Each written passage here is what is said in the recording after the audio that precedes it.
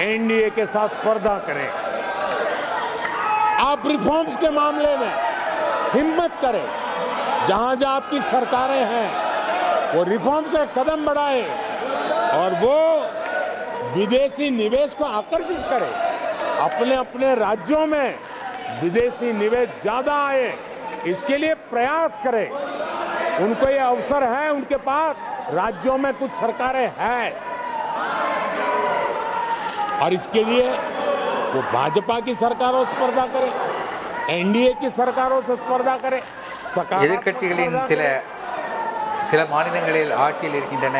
அந்த மாநிலங்களில் सेवा करने का मौका मिला है, ஆட்சியாளர்களும் இந்த நாட்டு வளர்ச்சிக்கு वे உதவி रोजगार செய்யட்டும். के लिए स्पर्धा करें। कौन सरकार ज्यादा रोजगार देती है, उस स्पर्धा के लिए मैदान में आए, एक तंदुरुस्त स्पर्धा हो। साथी आदरणीय सभापति जी, हमारे यहाँ भी कहा है कि गहना कर्मणो गति ही, गहना कर्मणो गति है, यानी कर्म की गति गहन है। इसलिए आक्षेप, झूठ, फरेब,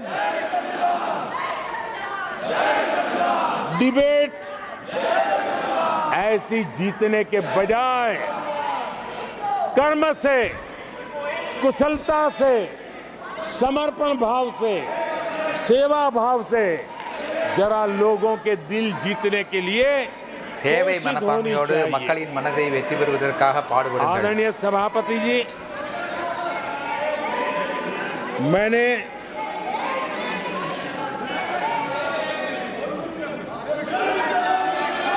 आदरणीय सभापति जी,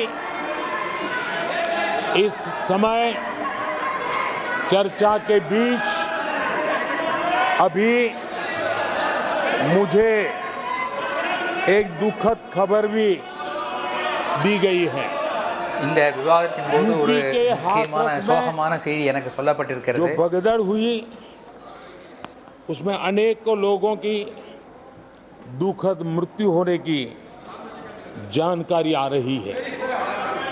जिन लोगों की इस हादसे में जान गई है, मैं उनके प्रति अपनी संवेदना व्यक्त करता हूं।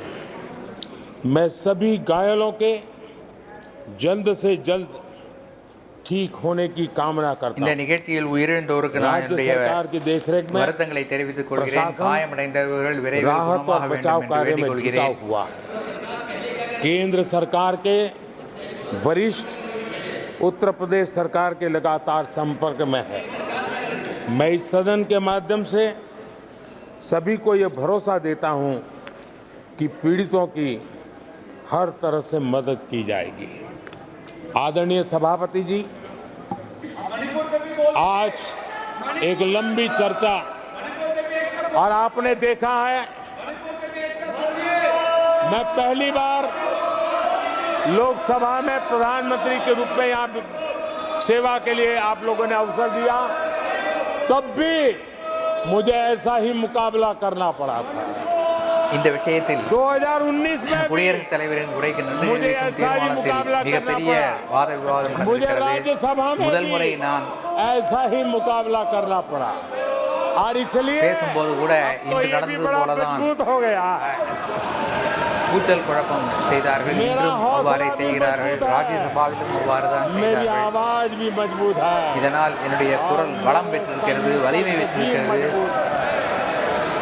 आदरणीय सभापति जी, ये कितनी ही संख्या का दावा क्यों न करते हो, 2014 में जब हम आए राज्यसभा में हमारी ताकत बहुत कम थी और चेयर का भी जरा झुकाव दूसरी तरफ था, लेकिन सीना तान करके देश की सेवा करने के संकल्प से हम डिगे नहीं।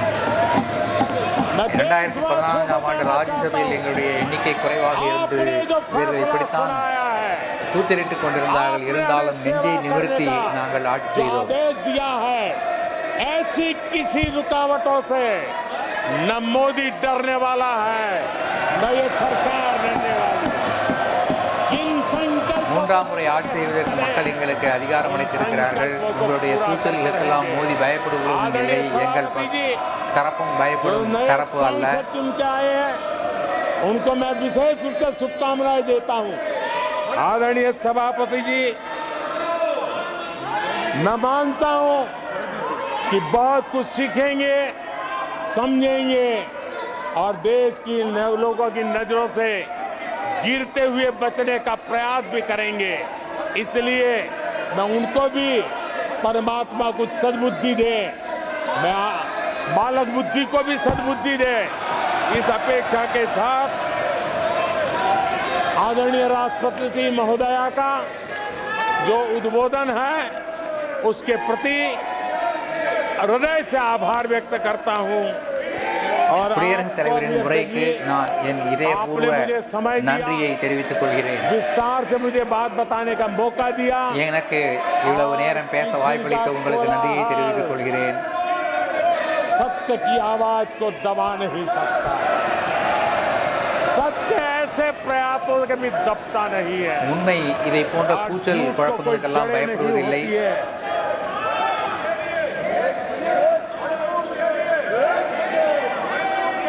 आदरणीय सभापति जी,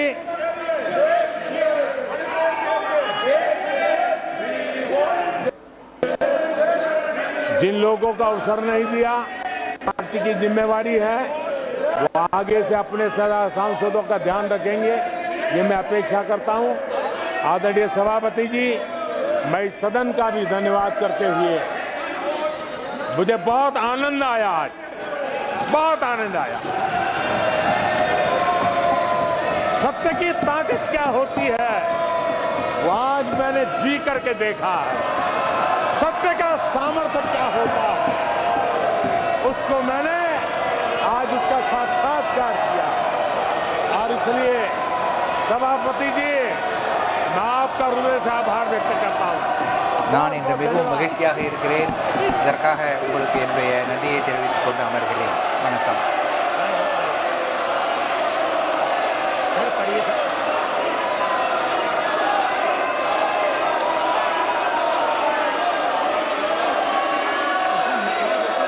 धन्यवाद.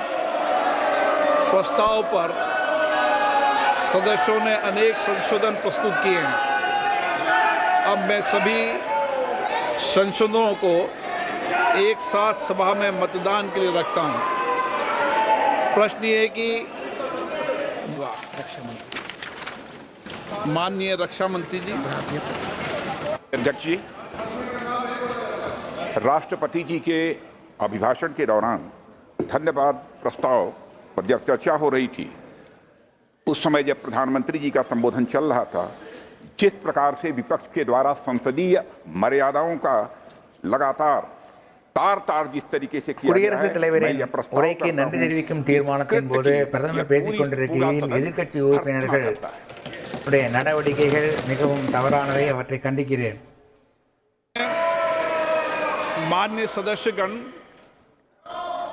मैंने सभी माननीय सदस्यों को पर्याप्त समय, पर्याप्त अवसर दिया. सभी दलों को देर रात्रि तक बोलने का अवसर दिया. प्रतिपक्ष के नेता को 90 मिनट से ज्यादा बोलने का अवसर दिया. लेकिन माननीय सदस्य, ये संसदीय परंपराओं के अनुरूप नहीं है.